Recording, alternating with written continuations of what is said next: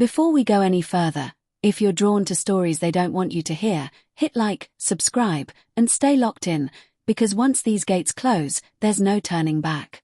The alarms were already screaming when the body was found. It was just after dawn inside Stateville Prison, Illinois' most notorious lockup, when guards rushed toward the far end of Cell House F. An inmate lay motionless on the concrete floor, blood pooling beneath him, his face already drained of color. No weapon was immediately visible. No witnesses were willing to speak. And within minutes, the cell house was sealed, metal doors slamming shut one by one, echoing like gunshots through the corridors. This wasn't supposed to happen. Not here. Not like this. Stateville Prison has always projected an image of control. Towering walls, razor wire, armed guards watching every movement. But behind that image lies a different reality. One shaped by overcrowding, exhaustion, and an unspoken code that governs life inside far more effectively than any rulebook. The man on the floor had broken that code. What he broke, and why, would take investigators down a path the prison administration had spent years trying to keep hidden. As lockdown stretched from hours into days, tension thickened the air. Inmates banged on their doors in protest. Guards moved in pairs, hands hovering near their belts, eyes darting. Rumors spread faster than official reports. Some said the victim had talked to the wrong people.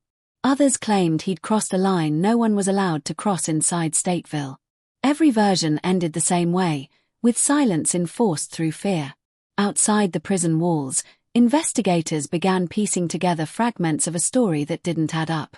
The victim had no known enemies, no recent disciplinary reports, no obvious reason to be targeted.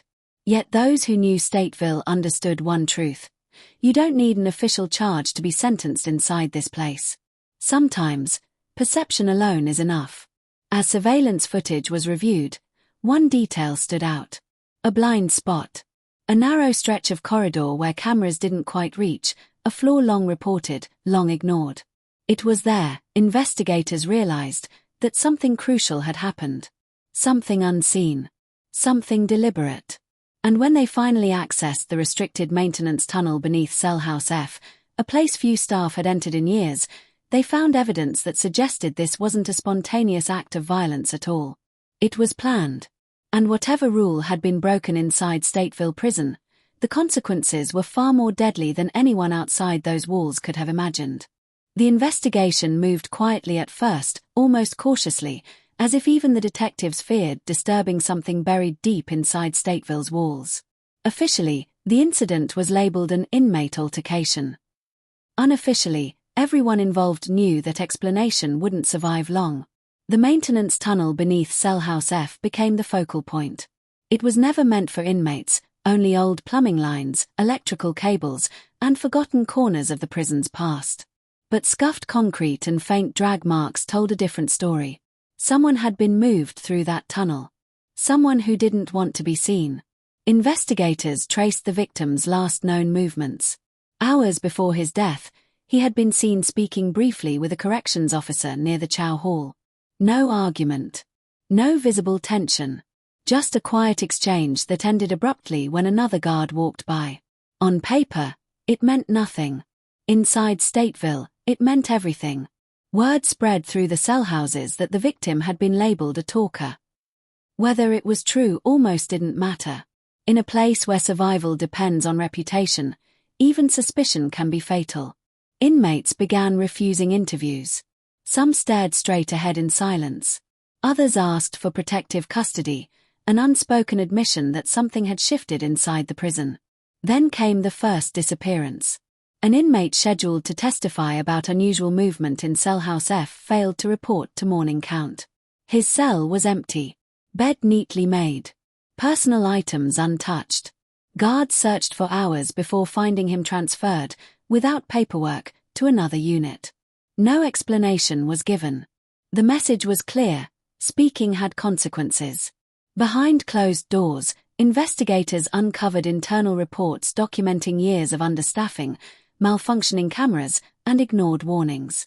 Guards were stretched thin, often responsible for monitoring dozens of inmates alone. Blind spots weren't accidents, they were inevitabilities. And some people knew exactly how to use them. As pressure mounted, surveillance footage from a different wing revealed a crucial detail. The victim entering the maintenance access point hours earlier, flanked by 2 inmates known to enforce the prison's unwritten rules. The camera cut out seconds later. It wasn't random violence. It was enforcement. The deeper investigators dug, the clearer it became that Stateville wasn't just failing to control inmates, it was operating under a parallel system of order. One enforced through intimidation, silence, and strategic neglect. Guards didn't have to give orders. Sometimes, all they had to do was look away.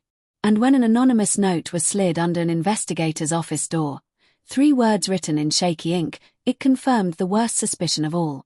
He broke the rule. What that rule was, and how many others had died because of it, was a truth Stateville Prison had spent decades making sure never left its walls. By the time investigators identified the rule, it was already too late to stop its consequences from spreading. Inside Stateville, the rule wasn't written anywhere. It didn't need to be. Everyone knew it, from the newest intake to the longest-serving lifer. You don't cooperate. You don't expose internal order. And you never cross the people who keep the peace when the system can't. The victim had violated all 3. As pressure mounted from outside agencies, Stateville's administration initiated a full lockdown, officially for security reassessment. In reality, it was damage control. Movement stopped. Meals were delivered cell by cell. Tension thickened the air, pressing down on every tear like a held breath. That's when the retaliation escalated. A corrections officer with 10 years of service failed to show up for a night shift. His car was found abandoned near the staff parking lot, key still in the ignition. Panic rippled through the administration. Guards were no longer observers in this story, they were potential targets. Hours later, the officer resurfaced unharmed but shaken, refusing to speak on record. He requested an immediate transfer out of Stateville. No explanation. No statement. Just silence. The message was unmistakable, even authority had limits here.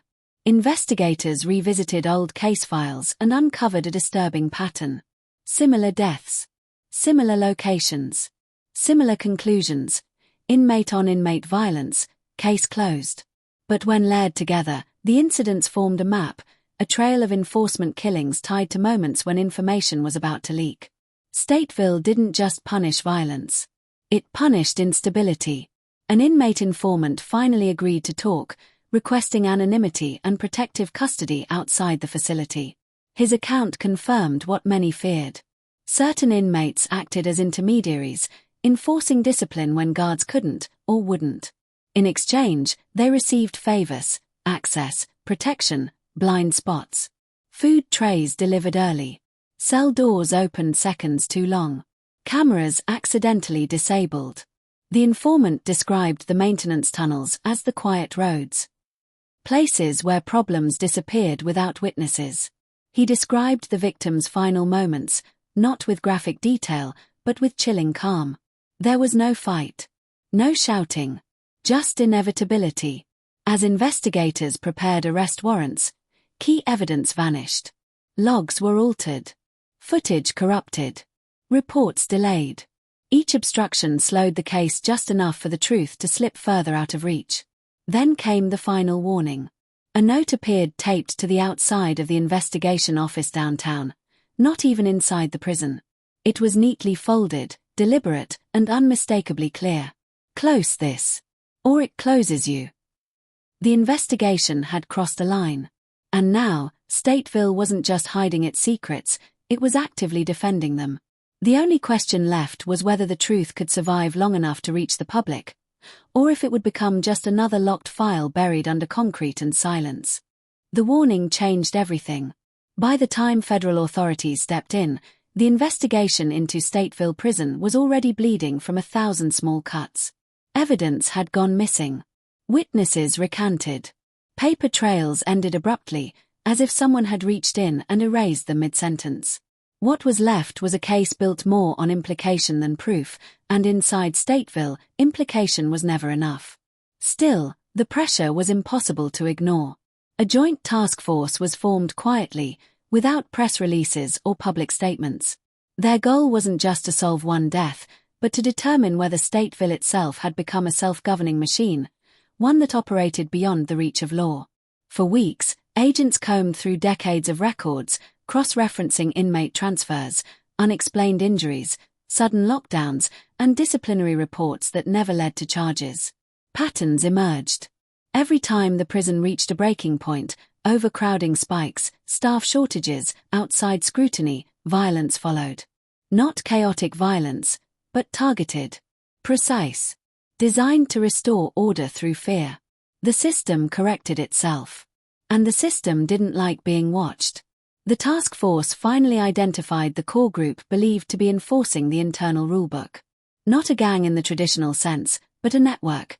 Men who had survived longer than they should have, moved freely between cell houses, and were rarely written up despite constant proximity to unrest. They were the prison's shadow infrastructure. Arrests were planned. Then, days before execution, the operation collapsed. One suspect was transferred overnight to another facility for medical reasons. Another was released early due to a procedural error buried deep in his original sentencing. A third was found dead in his cell from what was ruled a suicide, despite multiple inconsistencies that never made it into the final report. The case was quietly scaled back. Officially, the investigation concluded with insufficient evidence to support broader institutional claims. A carefully worded statement emphasized reforms, policy reviews, and renewed commitment to transparency. On paper, Stateville survived scrutiny. Inside the walls, the message was clearer. Nothing had changed. The maintenance tunnels were sealed. Cameras were replaced. The rule remained. Inmates learned what the victim had learned too late, that survival wasn't about innocence or guilt, but about knowing when to stay silent. Years later, a former investigator broke that silence. In a confidential interview, he admitted the truth. The case wasn't lost because they lacked evidence. It was lost because exposing it would have required dismantling an entire correctional structure, and no one was willing to pull that thread. Stateville Prison still stands today. Operational. Controlled. Officially secure. But beneath the concrete and steel lies a different reality. One governed by fear, enforced by silence, and protected by the simple understanding that some truths are more dangerous than crimes. Because in Stateville, the most important rule was never written down. And breaking it didn't just get you punished. It erased you.